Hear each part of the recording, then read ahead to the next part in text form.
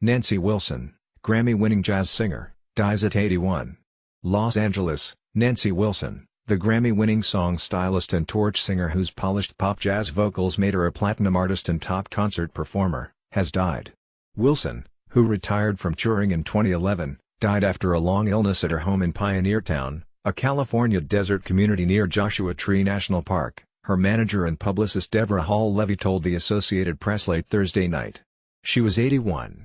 Influenced by Dinah Washington, Nat King Cole and other stars, Wilson covered everything from jazz standards to Little Green Apples and in the 1960s alone released 8 albums that reached the top 20 on Billboard's pop charts.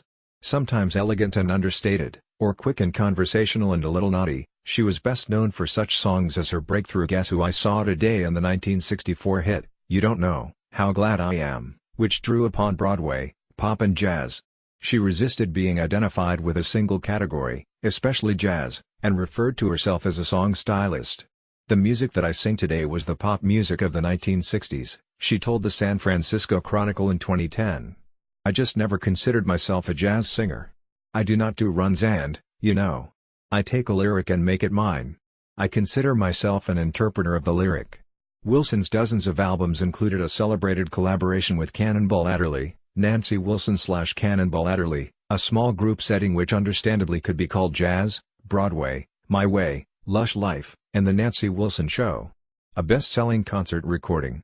How Glad I Am brought her a Grammy in 1965 for Best R&B Performance, and she later won Grammys for Best Jazz Vocal Album in 2005 for the intimate RSVP, Rare Songs, Very Personal, and in 2007 for Turn to Blue, a showcase for the relaxed, confident swing she mastered later in life.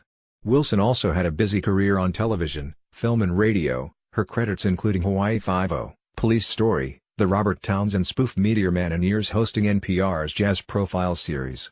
Active in the civil rights movement, including the Selma March of 1965, she received an NAACP Image Award in 1998. Wilson was married twice, to drummer Kenny Dennis, whom she divorced in 1970, and to Wiley Burton, who died in 2008. She had 3 children. Born in Chillicothe, Ohio, the eldest of 6 children of an iron foundry worker and a maid, Wilson sang in church as a girl and by age 4 had decided on her profession. She was in high school when she won a talent contest sponsored by a local TV station and was given her own program. After briefly attending Central State College, she toured Ohio with the Rusty Bryant's Carolyn Club Big Band and met such jazz artists as Adderley, who encouraged her to move to New York.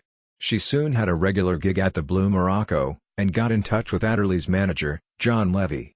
Her first album, Like in Love, came out in 1959, and she had her greatest commercial success over the following decade despite contending at times with the latest sounds.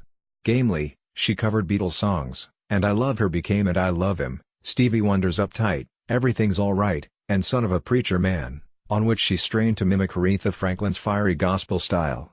It took me years to know what that question was about. Remember, I was constantly working or I was traveling to perform.